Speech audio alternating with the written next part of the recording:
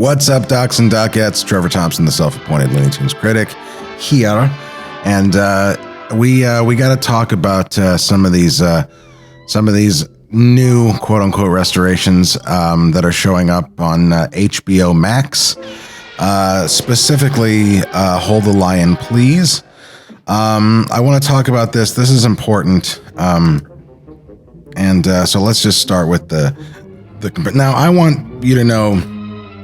When I first heard that this was restored, I didn't know what to say, honestly, because I looked at them both. Actually, I looked at this one on HBO Max, this one here on the right, and I mean, I have memories of watching Hold the Lion, Please, especially with our good friend Sean McBee. We told a great story about that, getting kicked out of the library in high school over laughing at this cartoon so loudly. But I just remember it never looking good. So when I looked at this, copy, I was like, well, they obviously goofed up. I mean, this is not the restoration. Obviously, this looks like the old one. And then I looked at my copy, and I looked at the one on Boomerang, which essentially is the same one, and it's definitely been restored. So let's take a look at each one of these. So first of all, let's look at the unrestored one from this Laserdisc. That's the only time it ever came out on any kind of home video release. That I know of anyway, but that's like the real significant, and it's the broadcast tape copy. So let's take a look at that. This is a great scene. Notice the colors and the level of sharpness in the drawings. Take note of this stuff, and also it's just very pale, and that's not necessarily the colors themselves. I mean, this is a cartoon that was when they were still finding their footing, and So anyway, let's take a look at the newly restored version. I don't know how newly they were restored, but they showed up recently on HBO Max. So here is the restoration. Now, the first thing a lot of you are going to say is, yeah, it does look better, and that's true. It does look better, but that's if I do say so myself, by the normal standards of restoration, that is a pretty piss poor restoration, I think. They have the technology, as we've seen with the Tex Avery shorts and the Popeye shorts, to use. I don't know if this is a print or if this is again, taken from the broadcast tape that's on the left hand side here. But I do think, I don't know. There's I should say, for the record, Jerry Beck has nothing to do with that restoration.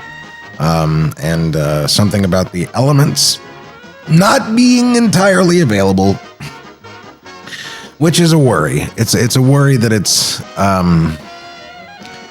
this bad, because, as I say, with those previously mentioned titles, Tex and Popeye, you can really get the colors right, and they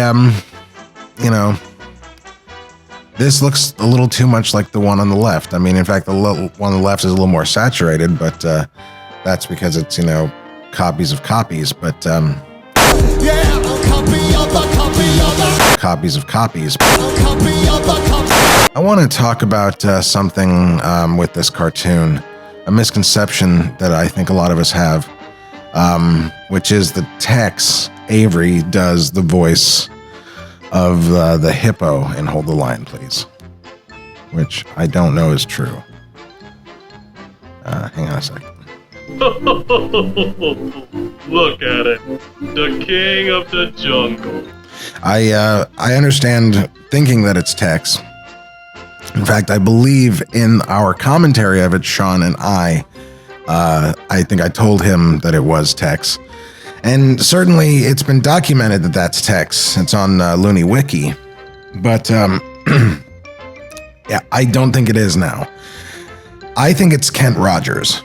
And I'm not alone on this.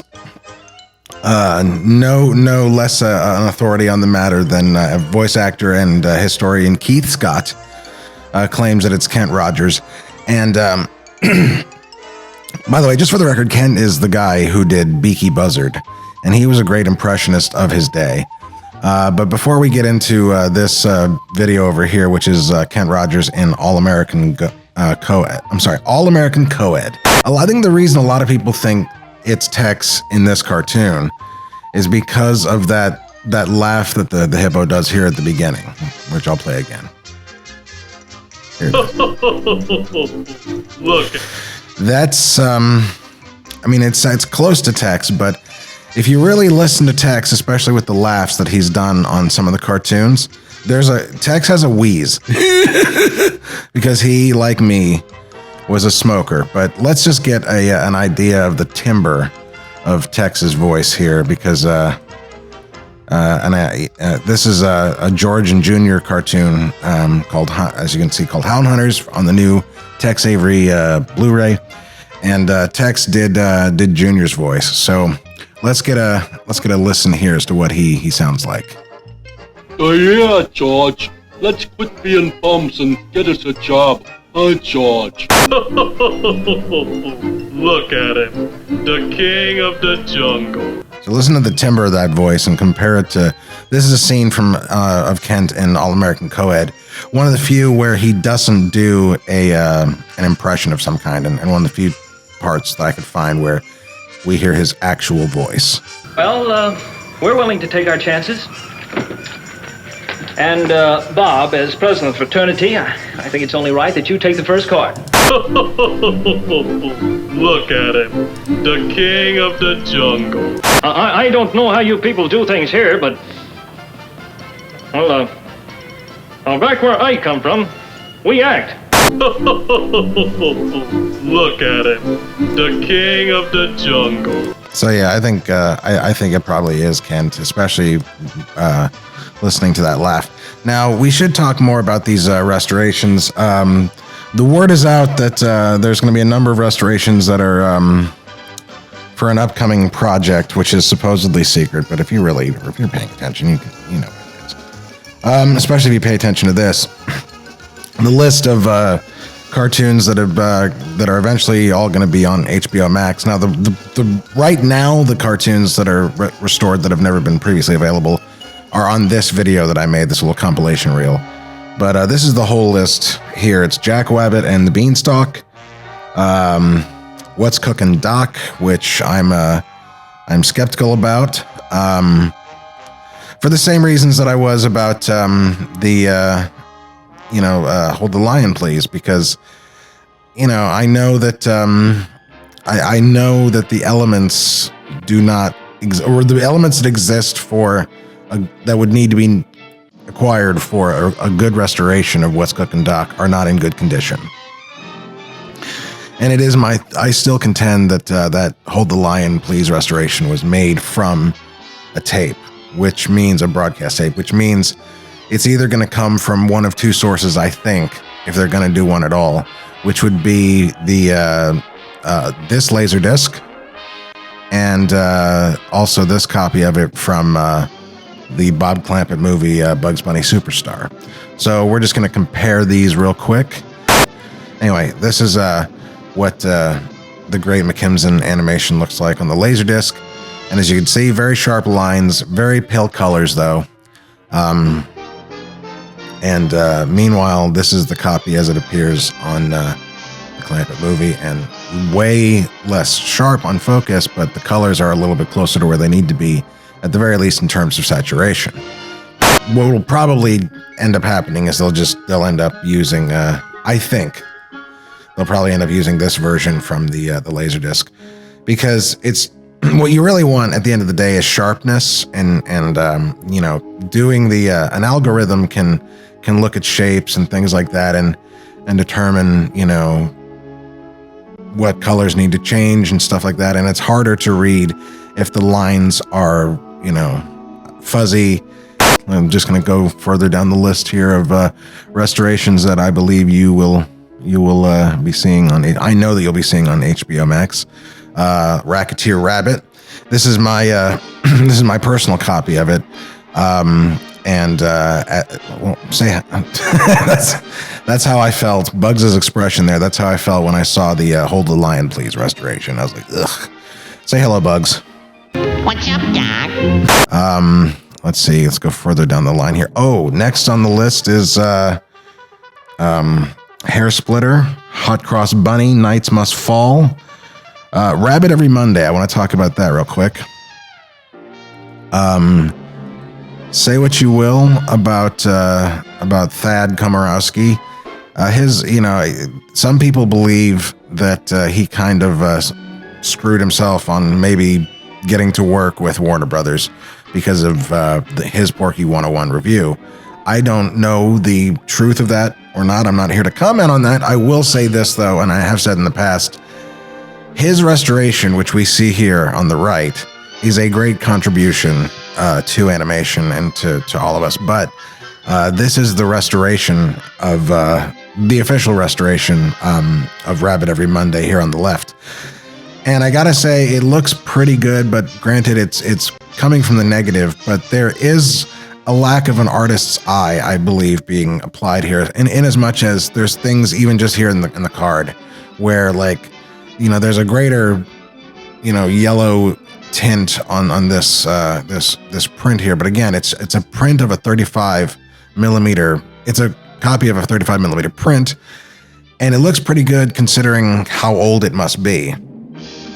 And so, bearing all that in mind, you still have things like this stove, which honestly, on the Thad's print, it looks more like a stove. The colors, and that the wood in that looks more like a wood cabin. It looks more earthy, whereas this is kind of all more genericized and everything like that. But my main gripe about the restoration, the official one versus, and there's no restoration here on this one. This is just Thad's copy. My main beef about it is Sam's beard, which, if you get a look at it here, it's basically red, and it's not red. He's a ginger. He's a ginger. He's a ginger. He's a ginger Tom, you know, and so that's why this works way better for me. The colors are warmer, you know. It's especially in this cabin here. Bugs looks, you know. Well, Bugs just looks more handsome, doesn't he? But yeah, it's just, and again, you got this dark charcoal bluish tint, you know, stove looks right, you know, to me, and this looks more like a copper tea kettle, and this just kind of all looks kind of flat to me. Although you know, what can I say for sure? There's elements certainly of this restoration that look really good, but to me, when you're changing the colors of the actual characters for political reasons and not just a lack of understanding, which is the case, I will say this: it's a political thing. And I've shown this comparison too of this cartoon and of Gossamer, and you know, this is, you know, the one on the left is from the Golden Collection, and the one on the right is the new version, the Blu-ray restoration. And just look at him; it's literally night and day. On one side he's orange, on the other side he's red. Same thing with the Peter Lorre scientist. You know, he's got cream color, and then he's yellow. I mean, he's Simpsons yellow. It's like, so that is a worry. And what I was saying about Thad, you know, about his relationship with Warner Brothers, I really can't comment, but it is upsetting that, you know, Thad is one of many that people that have collections, you know, copies of prints that could at the very least be the basis for some of the harder to find cartoons, and Warner Brothers won't work with them because they would rather not be reliant on someone and maybe pay them what they're worth. So that is upsetting, you know. But again, I guess that's only an assumption on my part, but it seems like a safe assumption to me, I would say. And now, these messages.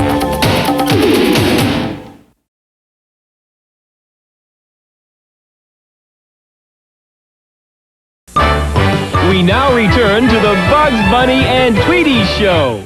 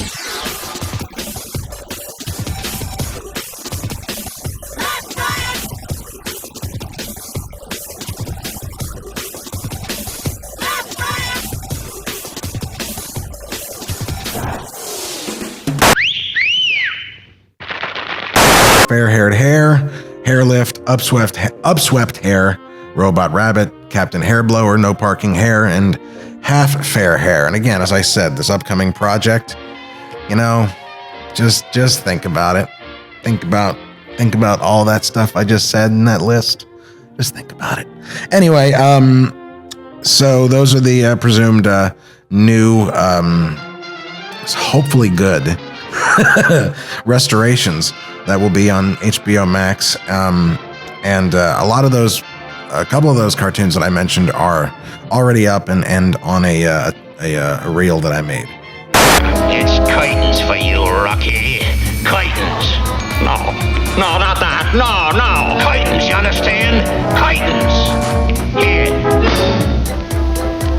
Oh, they're adorable. I love this cartoon so much. But yeah, I mean, look at that. You know, if it's not better than that, then you know, I mean, why? That's fine, isn't it? Like, that's a good copy. That's a good clean copy. Like, I don't know. That's all I would say. Try and make it better than that. Anyway, that is gonna do it for this particular video where I nitpicked stuff to death that people don't care about, even though they should be able to get it right. I'm Trevor Thompson, the self-appointed Looney Tunes critic, and until next time, it's on, folks. Get onto the bus.